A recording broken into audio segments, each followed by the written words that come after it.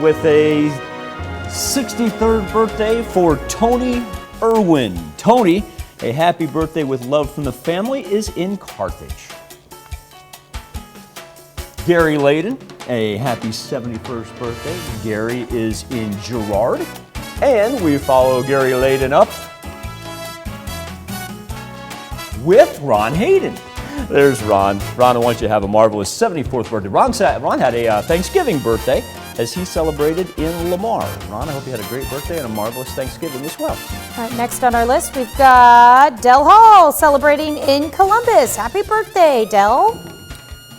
Going to move on now to a happy birthday for Jeff York as he celebrates his 59th birthday. He's in Lawton and he happens to be the uncle of our graphic artist, Will York. So happy birthday to Jeff. Carol Saporito, happy 74th birthday to Miss Carol in Columbus. And Courtney Goebel. Courtney celebrating a birthday in Girard. All right, we've got Mary Griffith celebrating in Badger, Kansas. Not really sure where Badger is. Do you know, Michael? No, not off the top of my head. Oh, cool.